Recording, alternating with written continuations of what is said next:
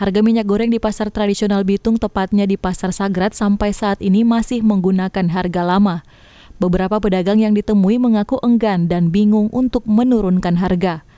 Menurut pedagang, mereka mengaku dilema dalam penentuan harga sebab dari distributor yang menjadi penyalur belum ada ketersediaan minyak goreng yang harganya sesuai dengan harga subsidi.